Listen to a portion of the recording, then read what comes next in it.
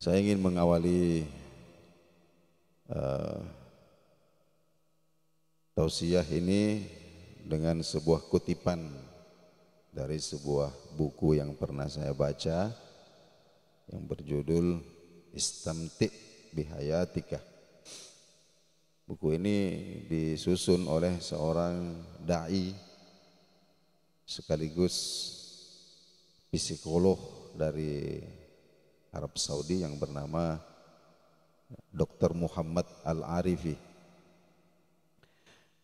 Beliau menceritakan pengalaman beliau bergaul dengan manusia selama berpuluh-puluh tahun. Beliau kemudian menyimpulkan bahwa saya melihat banyak di antara manusia ini yang seakan-akan memiliki kepribadian ganda. Memiliki kepribadian ganda. Loh, maksudnya bagaimana? Ketika dia bergaul dengan orang-orang miskin, bergaul dengan orang-orang yang lemah, orang-orang yang terpinggirkan, maka kita akan mendapati bahwa sikapnya berbeda ketika dia bergaul dengan orang-orang atas, para pejabat, orang kaya, orang-orang yang hidupnya elit. Kalau orang miskin bercanda, meskipun candaannya itu lucu, dia tidak mau memperlihatkan giginya. Tapi kalau orang kaya yang bercanda, meskipun candaannya itu tidak lucu, dia tertawa. Ada orang yang katanya punya mental seperti itu. Mereka beda sikapnya ketika bertemu dengan orang-orang besar dan bertemu dengan orang-orang kecil. Nah, kenapa demikian? Beliau mengatakan karena orang-orang seperti itu tidak memahami bahwa seorang mukmin itu beribadah dengan akhlaknya. Yang penting kita garis bawahi, seorang mukmin itu beribadah dengan akhlaknya. Bahkan kalau kita mau lihat hadis-hadis dari baginda Rasulullah sallallahu alaihi wasallam, Nabi terkadang pernah memuji seorang sahabat, namanya Hulais. Apa yang Nabi katakan kepadanya? Wahai Hulais, sesungguhnya di dalam dirimu itu ada dua yang sangat dicintai oleh Allah Subhanahu wa taala. Apakah itu? Apakah sholat malamnya? Ternyata bukan. Apakah puasa sunnahnya? Ternyata bukan. Apakah sedekahnya? Ternyata bukan. Nabi mengatakan yang pertama adalah kamu itu santun, tidak cepat marah. Kemudian yang kedua, kamu itu pemaaf. Jadi ada dua hal di dalam dirimu yang sangat dicintai Allah, dan dua-duanya itu adalah akhlak. Yang pertama santun, tidak pemarah. Kemudian yang kedua adalah kamu gampang memaafkan orang. Itu dua hal yang sangat dicintai oleh Allah di dalam dirimu. Bahkan Nabi SAW bersabda bahwa orang yang paling dekat di hari kiamat nanti, orang yang paling dekat tempatnya dengan baginda Nabi SAW adalah orang yang paling mulia akhlaknya. Jadi seorang mukmin beribadah dengan senyumnya. Seorang mukmin beribadah dengan tegur sapanya, beribadah dengan keramahannya.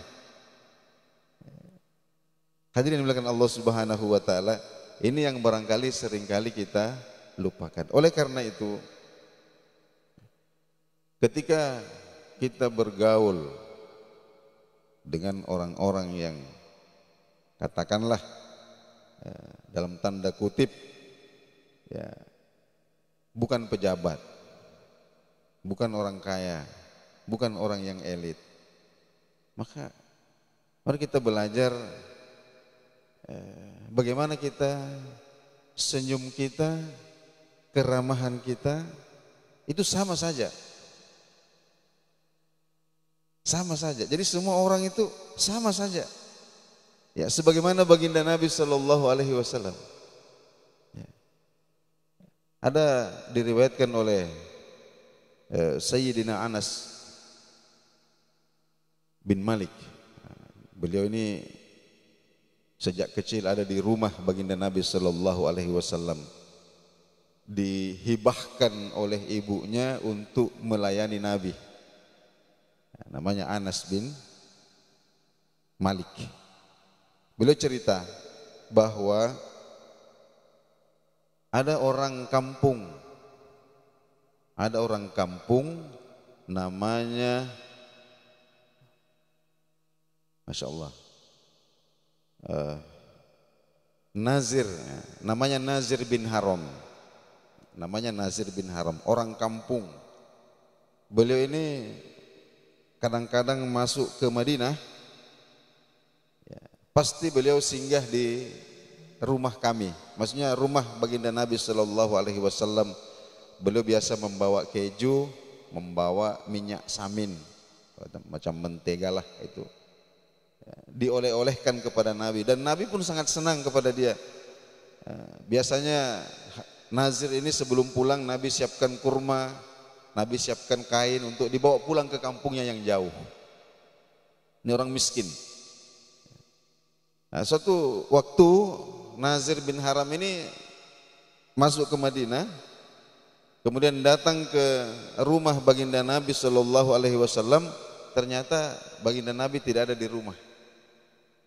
Akhirnya kemudian Nazir ini ke pasar membawa barang dagangannya.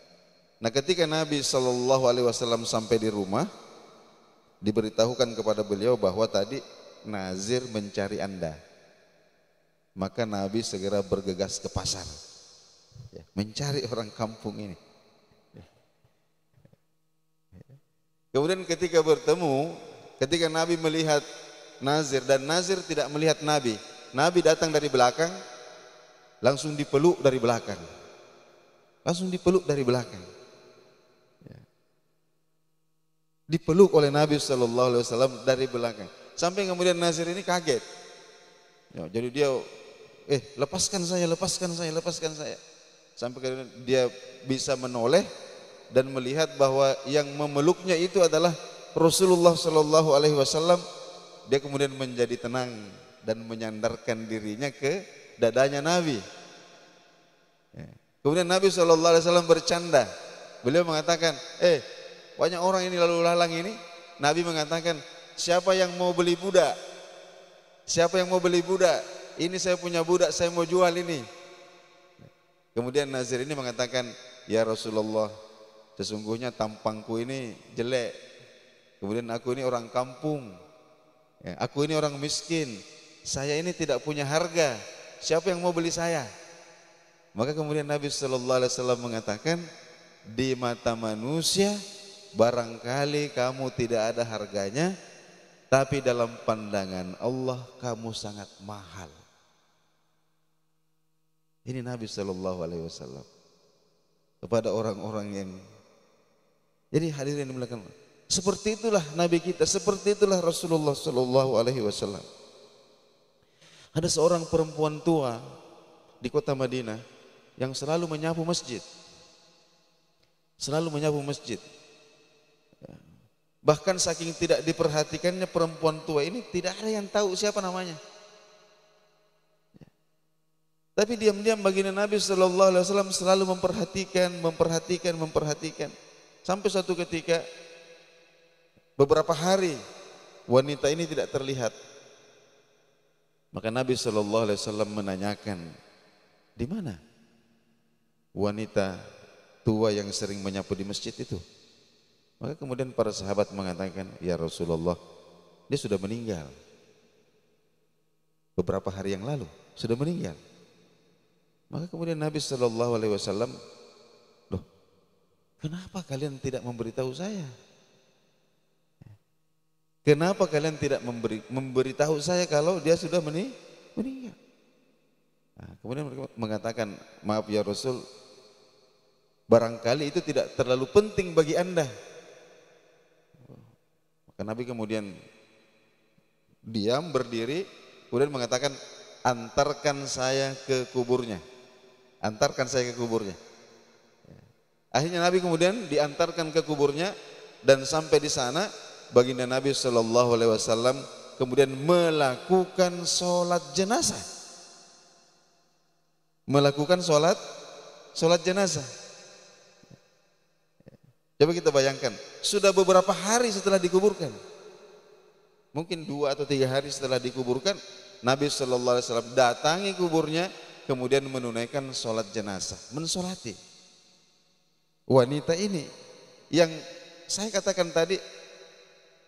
Bahkan rawi hadis ini tidak menyebutkan siapa namanya, karena tidak ada yang memperdulikan, sehingga bahkan untuk namanya saja itu tidak ada yang sempat, siapa ya namanya perempuan itu. Ini orang-orang yang terpinggirkan ya, yang kalau kalau dia ada ya kita tidak merespon, kalau dia tidak ada kita juga tidak mencari. Ini ada orang-orang yang seperti ini. Baginda Nabi Shallallahu Alaihi Wasallam adalah teladan yang sangat indah dalam mempergauli manusia. Beliau mengajarkan kepada kita bahwa ibadah itu bukan hanya sholat, bukan hanya zakat, bukan hanya umroh, bukan hanya ibadah-ibadah, tapi yang lebih luas, lebih umum, dan lebih dalam ya, untuk mendidik karakter kita itu tidak lain dan tidak bukan adalah kita belajar untuk beribadah dengan akhlak kita. Hadirin yang dimuliakan Allah Subhanahu wa taala. Ketika kita bertemu dengan seorang penyapu jalan, seorang yang miskin, papa, lalu kemudian kita bertemu dengan seorang pejabat, ya, maka di situ letaknya kita tes apakah kita ini beribadah dengan akhlak kita atau akhlak kita ini hanyalah basa-basi. Ya. Kalau sikap kita ketika bertemu, berjabat tangan, keceriaan kita, senyum kita, respon kita sama ketika kita bertemu dengan orang miskin dan bertemu berinteraksi dengan orang kaya, sama saja, nah, maka itu adalah tanda yang sangat jelas bahwa kita sudah beribadah dengan akhlak kita. Tapi kalau belum, beda hangatnya jabat tangan kita ketika bertemu dengan orang yang miskin, dengan orang yang kaya.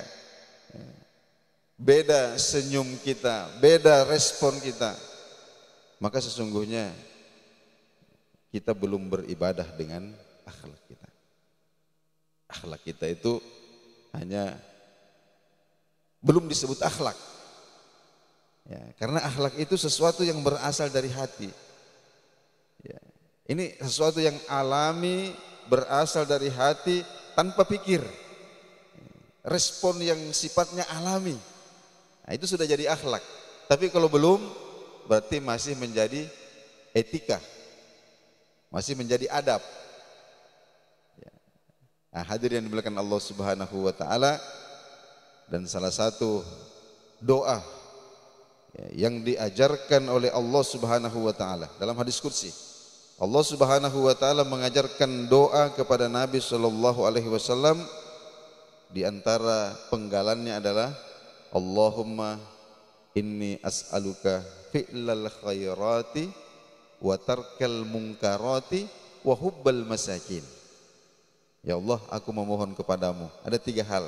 Yang pertama, fi'lal khairat, petunjuk untuk senantiasa melakukan hal-hal yang baik. Wa tarkal munkarati, dan petunjuk untuk senantiasa meninggalkan hal-hal yang tidak baik.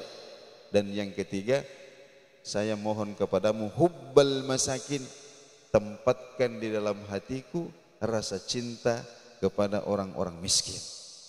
Hubbal masakin, rasa cinta kepada orang-orang miskin. Hadirin jamaah subuh rahimakumullah, seperti itulah Rasulullah sallallahu alaihi wasallam ketika bersama dengan orang-orang miskin, dan hendaknya kita juga usahakan belajar untuk seperti itu ketika bersama dengan orang-orang yang tidak mampu. Lebih dan kurang saya mohon dimaafkan. Wassalamualaikum warahmatullahi wabarakatuh.